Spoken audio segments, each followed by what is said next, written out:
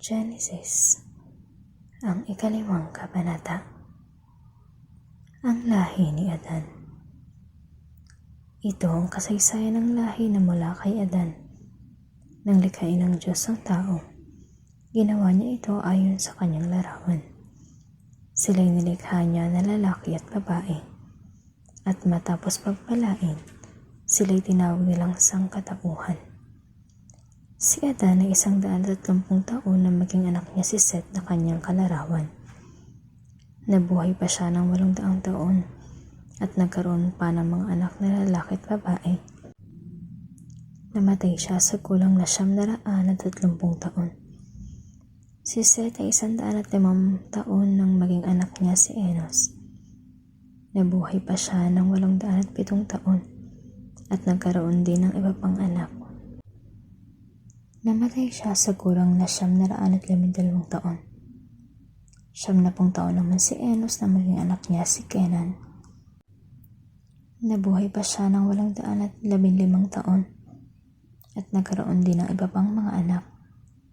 Namatay siya sa kulang na 905 taon. Si Kenan naman ay 70 taon nang maging anak niya si Mahalalel.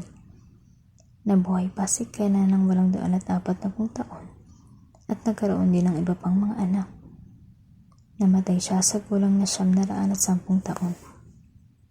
65 taon si Mahalalel na maging anak niya si Jared.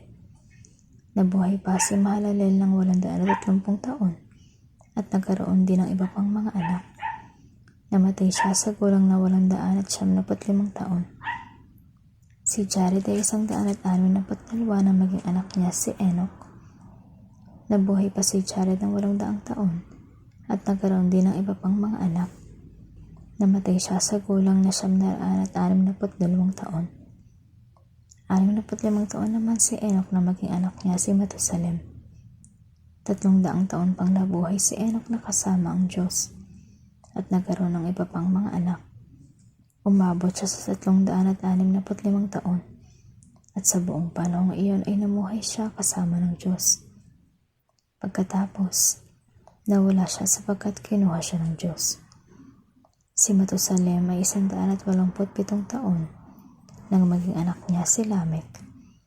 Nabuhay pa si Matusalem ng 782 taon at nagkaroon din ng iba pang mga anak. Namatay siya sa kulang na 969 na taon. Si Lamek naman ay 182 taon nang magkaroon ng anak. Sinabi niya, "Mula sa lupang ito na sinumpa ni Yahweh, ipinanganak ang lulunas sa lahat ng ating pagpapagkal at paghihirap." Kaya't Noe ang pinangalan niya sa kanyang anak. Nabuhay pa si Lamek ng 575 taon at nagkaroon din siya ng iba pang mga anak. Namatay siya sa kulang na 777 taon. Si Noe naman ay 500 na maging anak niya sina Shem, Ham at Japhet.